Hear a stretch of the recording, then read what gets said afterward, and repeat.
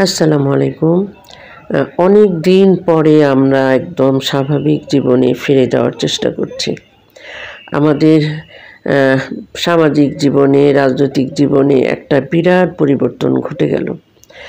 ছাত্র আন্দোলন, অনেকগুলো মৃত্যু, মানে কি একটা বিভীষিকাময় পরিস্থিতি। এখনও যে আমরা খুব সুস্থ জীবনযাপনে ফিরে যেতে পেরেছি সেরকম নয়। তবে গতকাল যেহেতু নতুন সরকার তার দায়িত্ব বুঝে নিয়েছেন, ফলে আমরা জনগণ একটু হলেও আশ্বস্ত ফিল করছি। তো আজ সকাল সকাল আমার হাজব্যান্ড বাজারে গিয়েছিল। অ্যাকচুয়ালি বাজার বলতে স্বপ্নে গিয়েছিল, খুব ইলিশ মাছ খেতে ইচ্ছে করছিল। তো দুটো ইলিশ মাছ নিয়ে এসেছে। তো সেখান থেকে আমি কিছু ইলিশ মাছ ধুয়ে ফ্রিজে রেখে দিব আর 2-3 টুকরা রান্না করব। আমরা বাসায় এখন ফ্যামিলি মেম্বার 3 জন, আমার হাজব্যান্ড, ছেলে আর আমি। মেয়ে তো আলহামদুলিল্লাহ বিয়ে দিয়ে দিয়েছি, শ্বশুর বাড়িতেই থাকে। তো রান্না করছি আর ভাবছি আসলে এতদিন একদমই রান্নায় মনোযোগ দিতে পারি নাই। তাই বলে কি আমরা খাওয়া দাওয়া করি নাই? করেছি, কিন্তু মানে যেটা না হলেই না, ঠিক সে ধরনের রান্নাবান্নাই করেছি। সারাক্ষণ টিভির সামনে, মানে 1 সেকেন্ডের জন্য টিভির সামনে থেকে যাই নাই। তবে সবচেয়ে বেশি কষ্ট হয়েছে যে কটা দিন ইন্টারনেট ছিল না। তো আমাদের বাসায় ডিশের লাইনও ছিল না। প্রায় ইন্টারনেট যখন ছিল না তখন 3-4 দিন পরে আমরা বাসায় ডিশের লাইন আনতে পেরেছিলাম, কারণ তখন ওদের ভেতরে এত চাপ ছিল, বারবার খবর দেওয়ার পরেও ওরা আসছিল না, ফলে আমাদেরকে লাইনই দিতে পারছিল না। যাই হোক, তারপরে এই কয়দিন দিন রাত 24 ঘন্টাই বলা যায় হাতে মোবাইল আর চোখটা হলো টিভির সামনে। কোনো খবর যেন কোনোভাবেই মিস না হয়। মানে বিশেষ করে যখন বাচ্চাগুলো মারা যাচ্ছিল, কি বলবো, মানে আমি যখনই মনে করি আমি একদম আবেগতাড়িত হয়ে যাই। বাচ্চাগুলোর চিন্তা করলে, মানে ওই মারা কিভাবে এই বাচ্চাগুলোকে রাস্তায় যেতে দিয়েছিল। আমি মা, বাচ্চাগুলো তো আছেই, তার সাথে সেই সাহসী মাদের মানে আমি আমার অন্তরের অন্তঃস্থল থেকে সালাম জানাই।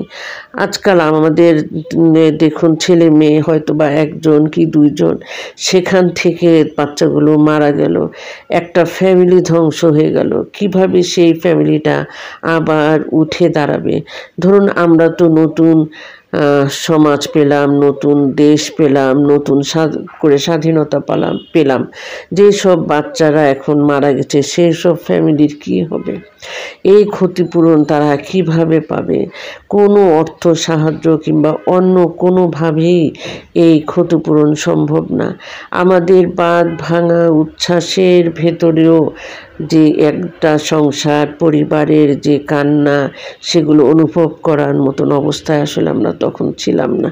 যখন বাসায় চলে এসেছিলাম তারপরে মনে হচ্ছিল যে অ্যাকচুয়ালি তাদেরকে কী দিতে পারি আমরা, কী দিলে তারা এই শোকটা ভুলে উঠবে, এই শোকগুলো ভুলে যাবে। আসলে সন্তান হারা বাবা কিংবা মা এই শোক আজীবন বহন করে চলবে। কোনোভাবেই মানে এই শোক ভোলার ক্ষমতা পৃথিবীর কারো নাই। তারপরও ফাইয়াজের আম্মু যখন বললেন যে আমি আমার সন্তান হত্যার বিচার পেয়ে গেছি, আলহামদুলিল্লাহ, আমি তখন মানে খুব ভালো লেগেছে কথাটা, যে মাটা বুকের সমস্ত চাপা কষ্ট চেপে রেখে এমন একটা কথা বলতে পারলেন দেশ এবং দশের কথা চিন্তা করে।